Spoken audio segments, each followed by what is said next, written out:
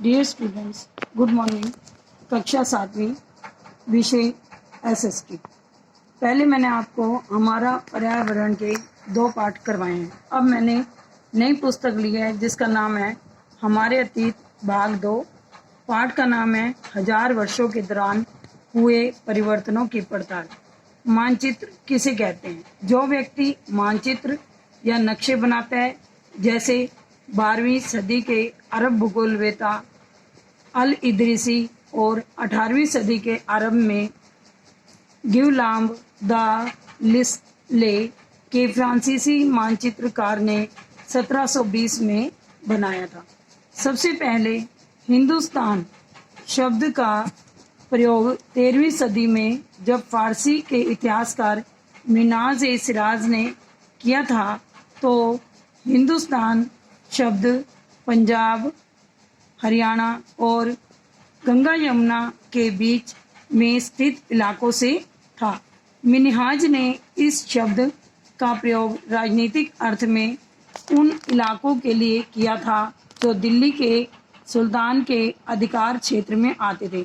दिल्ली के सुल्तान यानी कि दिल्ली के शासक के जो अधीन थे क्षेत्र। सल्तनत के प्रसार के लिए के साथ साथ इस शब्द के अंतर्गत आने वाले क्षेत्र भी बढ़ते गए।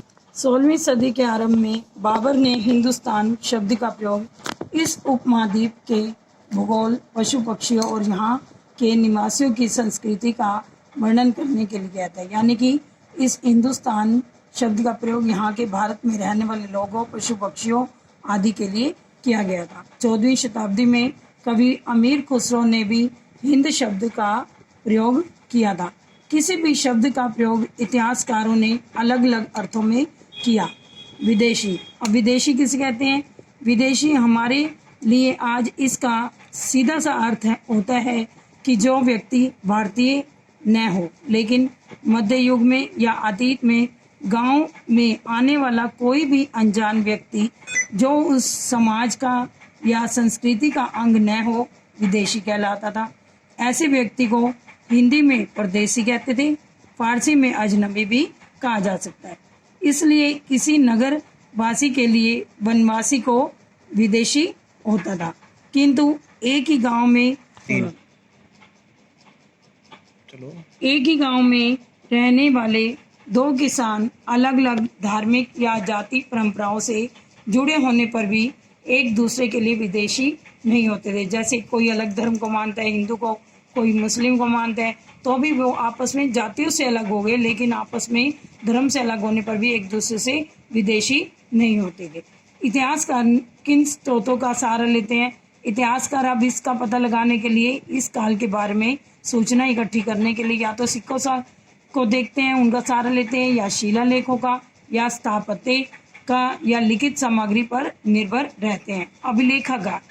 अभिलेखागार क्या होता है? ऐसा स्थान जहाँ दस्तावेजों और पांडुलिपियों को संग्रहित किया जाता है। संग्रहित मीन्स इकट्ठा किया जाता है।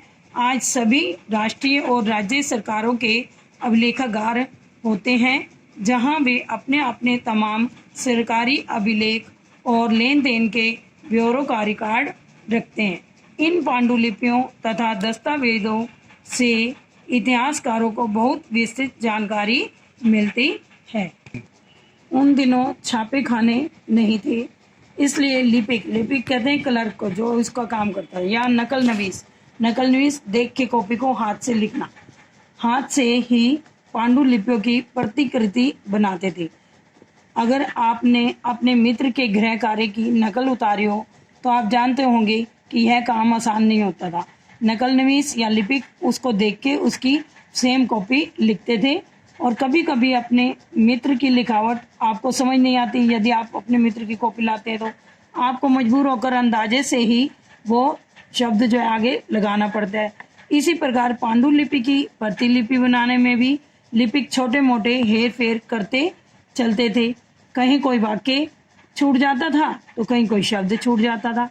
इसलिए इतिहासकारों को एक ही ग्रंथ की विभिन्न प्रतिलिपियों का अध्ययन करना पड़ता था, क्योंकि एक प्रतिलिपि में कोई अक्षर छूटा हुआ है, किसी में कोई शब्द छूटा है, किसी में कोई वाक्य अधूरा होता था।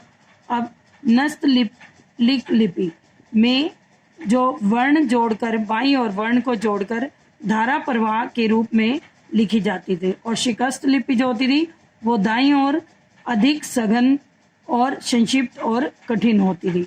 14वीं शताब्दी के इतिहासकार जियाउद्दीन बर्नी ने अपना वृतांत होता है कि जब वो यहाँ पे यात्रा करने आए तो उसके दौरान उन्होंने जो कुछ देखा उसके बारे में लिखा। पहली बार 1356 में और दूसरी बार 1358 में लिखा था।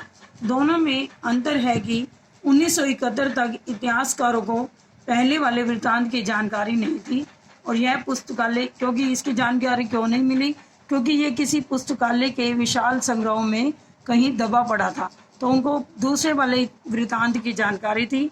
और धन्यवाद।